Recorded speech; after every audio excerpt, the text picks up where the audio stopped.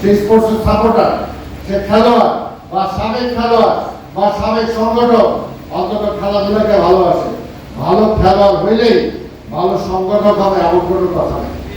আমার ভালো সংগঠক অনেক আছে যে হয়তো কোনোদিন খেলে নাই, কিন্তু ছোট থেকেই ওই প্লেয়ারের পিছনে পিছনে করছে, ওই প্লেয়ার জোগাড় করার চেষ্টা করছে।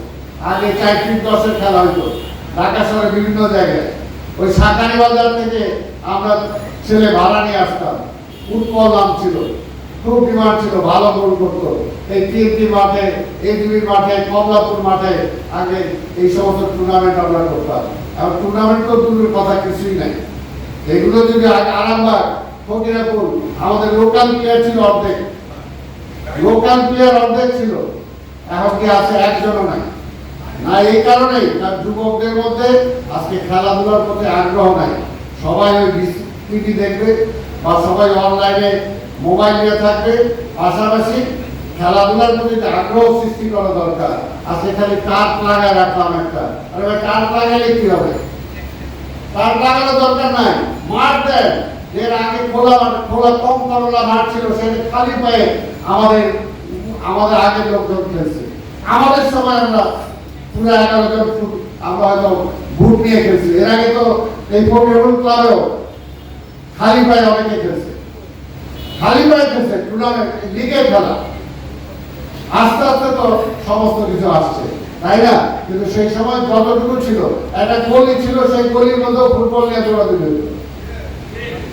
আগে আমরা স্কুলে ছোট সময় আজানের পরে ফজরের নামাজ, নামাজ করার পরে মাঠে যেতাম। আবার মাঠ থেকে আসার পরে নাস্তা নাস্তা করে স্কুলে যেতাম। আবার বিকাল হলো কোন রকম বইটা রেখে আবার মাঠে যেতাম। কিন্তু এখন মাঠ আবার ভেঙে গেছে, মাঠ নাই।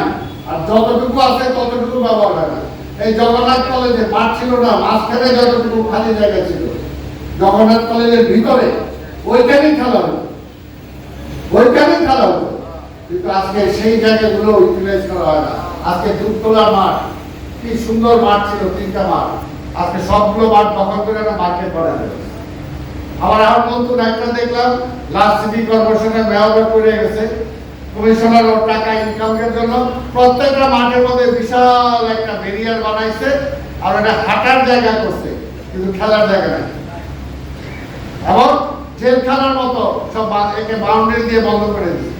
আর বাউন্ডারি দিবে কেন? ওপেন থাকবে, যখন ছেলেমেয়েরা সুযোগ পাবে সেখানে ফুটবল নিয়ে না থাকবে, ক্রিকেট নিয়ে খেলাধুলা করবে, ভলিবল নিয়ে যাবে। কিন্তু আজকে সেই অবস্থাটা নাই।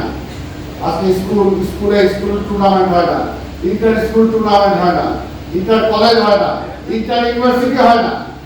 তাহলে কোথেকে আসবে?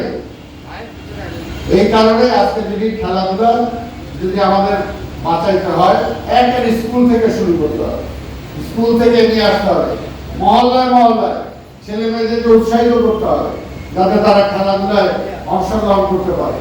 কিন্তু সেই ব্যবস্থাটা নাই। সেই অবস্থাটা এলাকা ভিত্তিক আবার যদি আমরা নিয়ে আসতে পারি, দুইটার আগে প্রতিদিন কলোনির মাঝখানে যে ছোট জায়গা থাকতো ওইখানে খেলা হতো।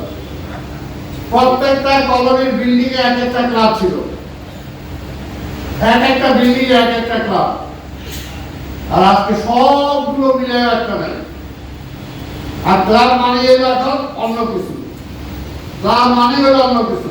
ক্লাবের মধ্যে যে ফুটবল, ক্রিকেট, ভলিবল বা ব্যাডমিন্টন বা আদার্স কিছু হবে, আজকে সেই অবস্থাটা নাই, হারাই গেছে।